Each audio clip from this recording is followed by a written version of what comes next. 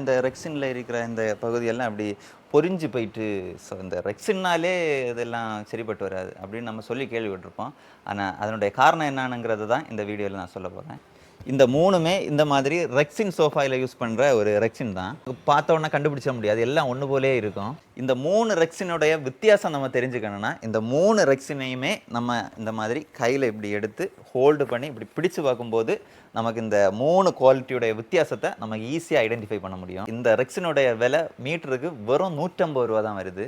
இந்த standard quality இந்த ரெக்சினுடைய விலை ரூ. 320 வருது. இதுதான் actually premium quality Rexine. So இதை ஜஸ்ட் நம்ம இப்படி ஹோல்டு பண்ணி பார்க்கும்போதே இதனுடைய ப்ரீமியம் நம்மளால் ஃபீல் பண்ண முடியுது.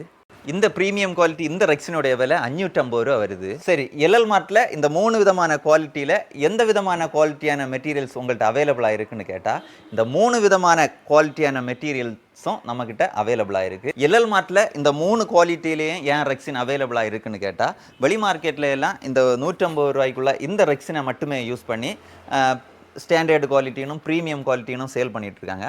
பட் நம்ம எல்எல் மார்ட்டில் எந்த பொருளை அவங்க எடுத்தாலும் அந்த பொருளுடைய குவாலிட்டியையும் அந்த தரத்தையும் அவங்களே ஃபீல் பண்ணி அவங்களே தேர்வு செய்யணுங்கிற அடிப்படையில் தான் ஒவ்வொரு குவாலிட்டியிலையும் ஒரே மாடலில் பொருட்களை வச்சுருக்கோம். எல்எல் மார்ட்டில் பர்ச்சேஸ் பண்ணுற ஒவ்வொருத்தரும் அவங்களே அதை ஃபீல் பண்ணி ஹாப்பியாக பர்ச்சேஸ் பண்ணிக்கலாம்.